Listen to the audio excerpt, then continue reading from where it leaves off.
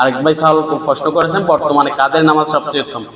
বর্তমানে সুন্নত অনুযায়ী ধরতে চাইলে সুন্নত এবং তরতিব সকালে খুশু হুজুর সাথে সবচেয়ে যদি আপনি নামাজ ধরতে চান সবচেয়ে উত্তম নামাজ হচ্ছে আহলে হাদিসের নামাজ। আপনি আহলে হাদিসের মসজিদে যান, আহলে হাদিসের এখানে যান, এদের নামাজগুলো দেখেন খুশু হুজুর সাথে। সবচেয়ে বড় চোর রাসূল সাল্লাল্লাহু আলাইহি ওয়াসাল্লাম বলতেছে যে নামাজের মধ্যে চুরি করে, আর এটার মধ্যে হানাফি গোল্ডেন এ প্লাস। হানাফিরা ওয়াবি বলেন, সুন্নি বলেন, দেওবন্দি বলেন, সবাই হচ্ছে এটার মধ্যে নামাজ সুরের মধ্যে 1 নাম্বার গোল্ডেন এ প্লাস। এরা নামাজ সুরের মধ্যে সবচেয়ে গোল্ড মেডেল পাইবে।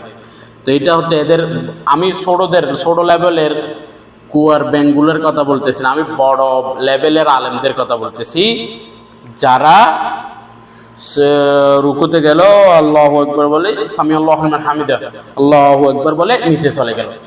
বড় আলেমদের অবস্থা হচ্ছে এরা কমপক্ষে একজন আলেম যখন নামাজ পড়াবে তাকে সামি আল্লাহু লিমান হামিদা রব্বানা লাকাল হামদ হামদান কাসীরান তাইয়িবান মুবারাকান ফি, কমপক্ষে অতটুকু দাঁড়ালে আপনার তো আধা মিনিট ওখানে হয়ে গেছে না। আল্লাহ সামি আল্লাহু লিমান হামিদা আল্লাহু আকবার না, এরকম ভাবে আপনি বড় বড় আলেমদের অবস্থা দেখবেন যে এরকম। কিন্তু আপনি কোন আহলে হাদিসের নামাজ দেখবেন, আহলে হাদিসের সাথে আমার সাথে দ্বিমত রয়েছে, কিন্তু সত্য কথা বলতে গেলে নামাজের ক্ষেত্রে এদের নামাজ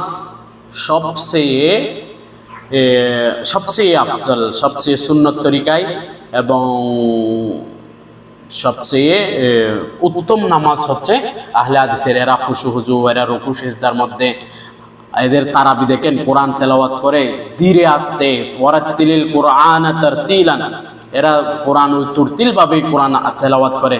আপনি হানাফির মধ্যে যান, ওয়াবি, সুন্নি, দেওবন্দি এদের কাছে যান, এরা নামাজ পড়বে যে আপনার আলহামদুলিল্লাহ মালিকিন দিন এইভাবে তারাবির মধ্যে কোরআন তেলাওয়াত করে, বুঝছেন?